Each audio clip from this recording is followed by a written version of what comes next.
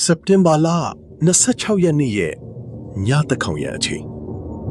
ဆိုဗီယက်ယူနီယံရဲ့ချိုးဝက်စစ်ပတ်စခန်းတစ်ခုမှာဘာရီဖြစ်ခဲ့တယ်လဲဆိုတာကိုအတူတူကြည့်လိုက်ကြရအောင်ဒီအကြောင်းအရာကတော့တခဲကိုရင်တထိတ်ထိတ်ဖြစ်ဖို့ကောင်းတဲ့တမိုင်းဝင်ဖြစ်ရမှန်ကြီးတစ်ခုပေါ့နော်ဒီအဖြစ်အပျက်သာချိုးချိုးမွေ့မွေ့မပြီးဆုံးသွားခဲ့ဘူးဆိုရင်ဒီနေ့ကျွန်တော်တို့ကဘာကြီးဆိုတာရှိချင်မှရှိတော့မှာဗျအချိန်ကည7 နာရီကျော်ပြီပေါ့ဆိုဗီယက်ရဲ့ Cosmos 1382လို့ခေါ်တဲ့တကြိုးကြိုတူကနေပြီးတော့အမေရိကန်ရဲ့မွန်တာနာပြည်နယ်တဲကအခြေစိုက်စခန်းတစ်ခုကနေနျူကလ িয়ার ဒုံးကျင်တစ်စင်ပစ်လွတ်လိုက်ပြီဆိုတာကိုဖမ်းမိလိုက်တာဗျစဉ်းစားကြည့်နော်ကွန်ပျူတာစခရင်ပေါ်မှာ maximum threat ဆိုတဲ့စာလုံးကြီးကနီးပြီးတော့တက်လာတာပေါ့အရေးပေါ် protocol အရာဆိုရင်တော့ဒါဟာချက်ချင်းအထက်ကိုသတင်းပို့ပြီးတော့တံပြန်တိုက်ခိုက်ရမယ်အခြေအနေမျိုးပေါ့ဗျအဲ့ဒီအချိန်တုန်းက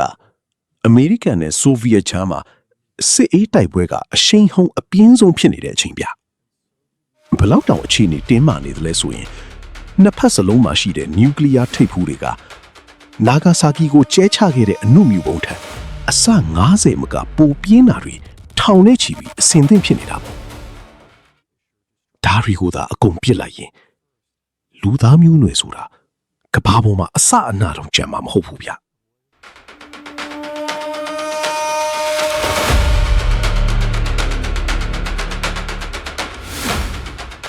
အဲ့ဒီချိန်မှာဒီအချိန်ကြီးကိုဂိုင်ထွေဖို့တာဝန်ကျနေတဲ့သူကတော့ဆိုဗီယက်ဒုဗိုလ်မှူးကြီးစတာနီစလာဖ်ပက်ထရော့ဖ်ပဲဖြစ်ပါတယ်ဗျသူကအဲ့ဒီညမှာသူ့လှုပ်ဖို့ဂိုင်ဖတ်တယောက်ကူစားအစားဝင်ပြီးညာဆိုင်ဆင့်ပေးနေတာပေါ့နော်ကန်ကြမကလည်းစမ်းကြယ်တယ်ဗျကဘာကြီးရဲ့ကန်ကြမကအဲ့ဒီညမှာပက်ထရော့ဖ်ဆိုတဲ့လူတယောက်ရဲ့လက်ထဲကိုရောက်သွားခဲ့တာသူတို့အလုပ်လုပ်နေတဲ့နေရာကမော်စကိုမြို့ရဲ့တောင်ဘက်ကတောအုပ်တစ်ခုထဲမှာဗျအဲ့ဒီနေရာကမြေပုံပေါ်မှာလည်းမရှိဘူးတရားဝင်လည်းတည်ရှိခြင်းမရှိတဲ့စာပိုခေါ15လို့ခေါ်တဲ့ရှိုးဝက်စစ်စခန်းတစ်ခုပေါ့အပြင်မှာတော့ကောင်းကင်ယံအရာဝတ္ထုများလေ့လာရေးစင်တာလို့နာမည်ကတ်ထားပြီးမြဲတကယ်တော့ဒါဟာဆိုဗီယက်ရဲ့အိုကိုလို့ခေါ်တဲ့နျူကလ িয়ার ကြိုတင်သတိပေးစနစ်ကြီးကိုထိန်းချုပ်တဲ့နေရာဗျဒီနေရာမှာကျွန်တော်နည်းနည်းလေးရှင်းပြချင်တာက1980ပြည်လို့နှစ်တည်းရဲ့အခြေအနေပေါ့ဗျာအဲ့ဒီတုန်းကဆိုဗီယက်ကအာဖဂန်နစ္စတန်ကိုကျူးကျော်ထားတယ်အမေရိကန်သမ္မတရူနယ်ရီဂန်ကလည်းဆိုဗီယက်ကို Evil Empire လို့ခေါ်ပြီးလက်နက်တွေအပြိုင်ဆိုင်တက်ဆန်နေတဲ့အချိန်ပေါ့နှစ်ဖက်စလုံးကတစ်ဖက်ကများအရင်ပစ်မလားဆိုပြီးတန်တရားမျက်လုံးတွေနဲ့စောင့်ကြည့်နေကြတာဗျဆိုဗီယက်ခေါင်းဆောင်တွေကလည်းအရန်ကြောက်နေကြတဲ့အချိန်ပေါ့နီတိုအဖွဲ့ကလီကျင်ကန်လောက်တာတော့မှတခါတည်းလာတိုက်တော့မလားဆိုပြီးထင်နေကြတာအဲ့ဒါကြောင့်သူတို့က Operation Ryan ဆိုတဲ့ထောက်လှမ်းရေးစီမံချက်ကြီးကိုလုပ်ပြီးအမေရိကန်ရဲ့လှုပ်ဆောင်ချက်တွေများလာလားနိုင်ငံရေးသမားတွေအသွားလာများလာလားကအစအကုန်စောင့်ကြည့်နေကြတာဗျပက်ထရော့ဖ်ရဲ့အဖြစ်ပြက်မတိုင်ခင်လေးဘက်အလိုမှာတင်တကယ့်ကိုစိုးရွားတဲ့အဖြစ်ပြက်တစ်ခုဖြစ်ခဲ့သေးတယ်ဗျအဲ့ဒါကတော့ကိုရီးယားခရီးသည်တင်လေယာဉ် KEL 007ကိုဆိုဗီယက်ကတရှိုလီရင်ထင်ပြီးပစ်ချလိုက်တာပေါ့လူပေါင်း269ဦးသေဆုံးခဲ့ရတယ်ဗျာအဲ့ဒီထဲမှာအမေရိကန်လွှတ်တော်အမတ်တယောက်တောင်ပါတယ်ဆိုတော့အခြေအနေကဘလောက်တင်းမာနေမလဲစဉ်းစားတာကြည့်ပါတော့စောစောကညတကောင်အခြေအနေကိုပြန်သွားရအောင်ဗျာအချက်ပေးတဲ့ကြီးကတစီစီနီးနေပြီကွန်ပျူတာကလည်းဒုံးကြီးလာနေပြီလို့ပြနေပြီပေါ့အဲ့ဒီအချိန်မှာပက်ထရော့ဖ်ဘာလုပ်တယ်လဲဆိုတော့သူကမိုက်ခရိုဖုန်းကိုကင်ပြီးသူ့အောက်ကလူတွေကိုအားလုံးကိုနေရာကိုယူစက်ပစ္စည်းတွေကိုစစ်ဆေးလို့အမိန့်ပေးလိုက်တယ်ဗျသူဟာစစ်သားတစ်ယောက်ဖြစ်ပေမဲ့သူကအင်ဂျင်နီယာတစ်ယောက်လေးဖြစ်နေတာကကံကောင်းတာပေါ့နော်ပက်ထရော့ဖ်ကစဉ်းစားရဗျအမေရိကန်ကတကယ်တိုက်ခိုက်မယ်ဆိုရင်ဒုံးကြီးတစင်းနဲ့လာမလားပေါ့ဟုတ်တယ်မလားနျူကလ িয়ার စစ်ပွဲဆိုတာတစင်းနဲ့မပြီးဘူးလေ ယာနဲ့ချီပြီးတပြိုင်တည်းပြစ်မှာပေါ့အခုဟာကစနစ်ပေါ်မှာဒဇင်းနဲ့ပဲပြနေတာဆိုတော့သူကဒါဟာစပိုင်းဆိုင်ရာချိုယွင်းချက်ဖြစ်နိုင်တယ်လို့တန်တရားဝင်လာတာပေါ့ဗျာဒါပေမဲ့ခက်တာကခဏနေတော့အချက်ပြီးတန်ကနောက်တစ်ချိန်ထပ်မိပြန်လို့အခုတစ်ခါမှာတော့ဒုတိယတစ်စင်တတိယတစ်စင်ပြီးတော့စုပေါင်း9ဆင်းထိဖြစ်လာတာပေါ့စနစ်ကအခုနာကထက်ပိုပြီးပြင်းထန်တဲ့အဆင့်ကိုတက်သွားပြီ missile attack တိုက်ခိုက်ခံရပြီလို့အော်နေပြီဗျ Petrov ရဲ့အောက်ကလူတွေဆိုတာအကုန်လုံးကြောက်လန့်တုန်လှုပ်နေကြပြီပေါ့ဒီနေရာမှာ Petrov ကဘာပြောလဲဆိုတော့ငါတို့ကဒီစနစ်ကြီးကိုတိဆောက်ခဲ့တာငါတို့ကဒီဆက်တွေထက်ပိုပြီးစဉ်းစားနိုင်ရမယ်တဲ့သူကအဲ့ဒီဒုံးကြီး9စင်းဆိုတာကိုလည်းမယုံသေးဘူးဗျဘာလို့လဲဆိုတော့တကယ်ရေဒါစနစ်တွေမှာဘာမှမပေါ်သေးလို့ပဲသူကဒါဟာစနစ်ရဲ့ချွယွင်းချက်ပဲလို့ထပ်ပြီးဆုံးဖြတ်လိုက်တယ်အဲ့ဒီအချိန်ကစပြီးမိနစ်20နီးပါးလောက်ကတော့ Petrov အတွက်ရောကဘာကြီးအတွက်ရောအကြာဆုံးအချိန်ကြီးပေါ့ဗျဘာလို့လဲဆိုတော့ American ကပြစ်လိုက်တဲ့ဒုံးကြီးဟာဆိုဗီယက်ကိုရောက်ဖို့18မိနစ်ကနေ25မိနစ်ပဲကြာတာကိုသူကမှားယွင်းတဲ့အချက်ပေးမှုလို့အထက်ကိုသတင်းပို့ထားတာဆိုတော့အကယ်၍ဒုံးကြီးတွေတကယ်သာကြာလာခင်သူဟာတရက်ခံဖြစ်သွားမှာပေါ့ဗျာစဉ်းစားကြည့်ပါဦးဗျာတကယ်လို့သူပို့တဲ့သတင်းကမှားခဲ့ရင်ဆိုဗီယက်ယူနီယံကြီးပြာကျသွားမှာပေါ့လူတန်းပေါင်းများစွာတေးကြီးပျက်စီးကုန်မှာဒါပေမဲ့သူကတော့သူ့ရဲ့ဗီဇကိုပဲယုံကြည်ခဲ့တယ်ငါဟာတတိယကမ္ဘာစစ်ကိုစတင်တဲ့သူမဖြစ်ချင်ဘူးဆိုတဲ့စိတ်နဲ့သူအောင်ဤတီးခံစောင့်ကြည့်နေခဲ့တာပေါ့မိနစ်20ကျော်သွားတယ်ဘာမှပောက်ကွဲမှုမရှိရေဒါဒီပေါ်မှာလည်းဘာမှပေါ်မလာဘူးအဲ့ဒီတော့မှ Petrov လည်းတပ်ပြင်းချနိုင်တော့တာပေါ့သူမှန်ခဲ့တယ်ဗျာဒါဟာတကယ်ကိုမှားယွင်းတဲ့အချက်ပေးမှုဖြစ်နေတာ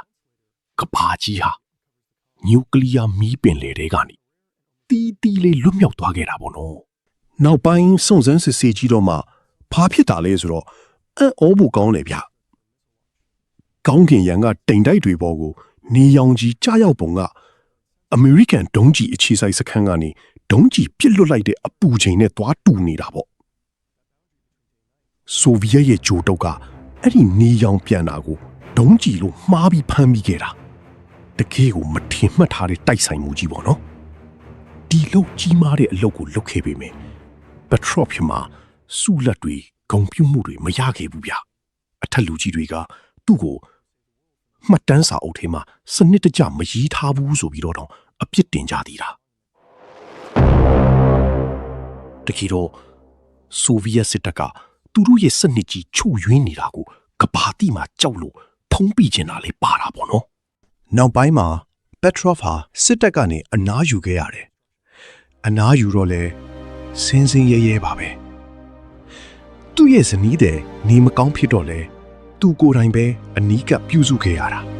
ကဘာကြီးကိုကယ်တင်ခဲ့တဲ့သူဟာမော်စကိုစင်ချေဘုံကတိုက်ခန်းချင်းလေးထဲမှာအာလူးလေးတွေစိုက်ပြီးအေးဆေးနေသွားခဲ့ရရှာတာပေါ့ဗျာဆိုဗီယက်ယူနီယံကြီးပြိုကွဲသွားပြီးနောက်1990ပြည့်လွန်နှစ်တွေမှာမှသူ့ရဲ့အကြောင်းကိုဂျာမန်သတင်းစာတစ်စောင်မှာပါလာပြီးတကဘာလုံးကတိသွားကြတာဗျာအဲ့ဒီတော့မှသူ့ကိုကုလသမဂ္ဂကနေဂုဏ်ပြုတာတွေနိုင်ငံတကာကစုတွေပေးတာတွေလုပ်ခဲ့ကြတာပေါ့ဗျာဒါပေမဲ့သူကတော့အမြဲတမ်းနှိမ်ချစွာနေပဲကျွန်တော်ဟာသူရဲကောင်းမဟုတ်ပါဘူးကျွန်တော်တာဝန်ကိုကျွန်တော်လုပ်ခဲ့တာပါလို့ပဲပြောခဲ့တယ်ဗျာ Stanislav Petrov ဟာ2019ခုနှစ်မှာကွယ်လွန်သွားခဲ့ပါပြီဒါပေမဲ့သူထားခဲ့တဲ့သင်ခန်းစာကတော့ဒီနေ့အထိအရေးကြီးနေတော့မှာပဲနီးပညာတွေဘလောက်ပဲတိုးတက်ပါစေနောက်ဆုံးဆုံးဖြတ်ချက်ကိုလူသားတစ်ယောက်ရဲ့အသိတရားနဲ့မဆုံးဖြတ်ဘူးဆိုရင်ဘာတွေဖြစ်ကုန်မလဲဆိုတာကိုသူကသက်သေပြသွားခဲ့တာပေါ့နော်အခု2025 2026အခြေအနေတွေကိုပြန်ကြည့်ရင်လေကမ္ဘာပေါ်မှာစစ်ပွဲတွေကရှိနေတော့နျူကလ িয়ার လက်နက်တွေကလည်းပိုပြီးခင်မိလာတော့မယ်ဗျ Doomsday Clock လို့ခေါ်တယ်ကဘာပြက်ကိန်းနာရီကလည်းတနောင်ရန်အချိန်ကိုရောက်ဖို့စက္ကန့်90တောင်မလိုတော့ဘူးလို့သိပ္ပံပညာရှင်တွေကသတိပေးနေကြတယ်ကျွန်တော်တို့အားလုံး Petrov ရဲ့အတိတရားကိုမှီဖို့အချိန်ရောက်နေပါပြီ Petrov ကအမြဲတမ်းတတိပေးခဲ့တာရှိတယ်ဗျလူသားတွေဟာအမှားလုပ်တတ်တဲ့အမျိုးအစားတွေပါတဲ့နီးပညာကအမှားလုပ်တယ်လို့လူတွေကလည်းအမှားလုပ်တတ်ကြတယ်ပေါ့ဒါကြောင့်တစ်ဖက်နဲ့တစ်ဖက်ယုံကြည်မှုတိဆောက်ဖို့ဆိုတာကဘလောက်တောင်အရေးကြီးသလဲဆိုတာစဉ်းစားစရာပါပဲကျွန်တော်တို့အနေနဲ့ဒီဖြစ်ရက်ကနေဘာကိုသင်ခန်းစာယူရမလဲဆိုရင်အခြေအနေတစ်ခုကိုအလွယ်တကူမဆုံးဖြတ်ဖဲတေချာစဉ်းစားဆင်ခြင်ဖို့ဆိုတာပါပဲပတ်ထရော့ဖ်သာအဲ့ဒီညကစိတ်လိုက်မှန်ပါလုပ်ခင်အခုကျွန်တော်ဒီစကားကိုပြောနေနိုင်မှာမဟုတ်တယ်လို့ခမရတို့လေနားထောင်နေနိုင်မှာမဟုတ်တော့ဘူးလေကဲဒီနေ့တော့ကဘာကြီးကိုကယ်တင်ခဲ့တဲ့ Stanislav Petrov ရဲ့အကြောင်းကိုပြည့်စုံပြောပြပေးခဲ့ပြီပေါ့နော်ဒီဗီဒီယိုလေးကနေတခုခုဘဟုတုတရသွားမယ်လို့လည်းမျှော်လင့်ပါတယ်ဗျဒီလိုစိတ်ဝင်စားစရာကောင်းတဲ့သမိုင်းဝင်ဖြစ်ရမှန်နေဘဟုတုတတွေကိုအမြဲသိချင်တယ်ဆိုရင်တော့ကျွန်တော်တို့ရဲ့ channel လေးကို subscribe လုပ်ထားပေးပါဦးနော်ပြီးတော့ဒီဗီဒီယိုလေးကိုလည်းခင်ဗျားတို့ရဲ့တငယ်ချင်းတွေသိရအောင် share ပေးဖို့မမေ့ပါနဲ့ဦးဗျအားလုံးကိုကျေးဇူးအထူးတင်ပါတယ်